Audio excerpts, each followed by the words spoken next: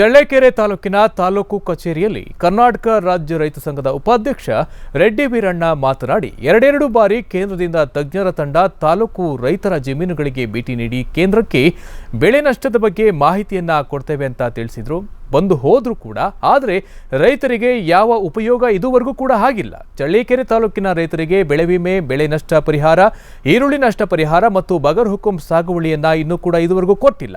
ಕೇಂದ್ರ ತಂಡ ಬಂದು ಹೋಗೋದಕ್ಕೆ ಕೋಟಿ ಕೋಟಿ ಹಣ ಖರ್ಚಾಗಿದೆ ಹೊರತು ಬೇರೆ ಸರ್ಕಾರದಿಂದ ಯಾವುದೇ ರೀತಿ ರೈತರಿಗೆ ಪರಿಹಾರ ಸಿಕ್ಕಿಲ್ಲ ಅಂತ ಅವರು ಕೂಡ ಸ್ಪಷ್ಟವಾಗಿ ತಿಳಿಸಿರ್ತಕ್ಕಂಥದ್ದು.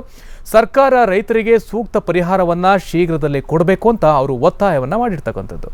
ಏನು ಬೆಳೆ ಇನ್ಶೂರೆನ್ಸ್ ಕಟ್ಟಿರೋರು ಬರಬೇಕು, ಕೃಷಿ ಇಲಾಖೆಯವರು ಬರಬೇಕು, ತೋಟಗಾರಿಕೆ ಇಲಾಖೆಯವರು ಬರಬೇಕು, ಕಂದಾಯ ಇಲಾಖೆಯವರು ಬರಬೇಕು. ಅವರೆಲ್ಲರೂ ಏನು ರೈತರಿಗೆ ಮೋಸ ಮಾಡ್ತಾ ಇದ್ದಾರೆ, ರೈತರಿಗೆ ಏನು ಅನ್ಯಾಯ ಮಾಡ್ತಾ ಇದ್ದಾರೆ.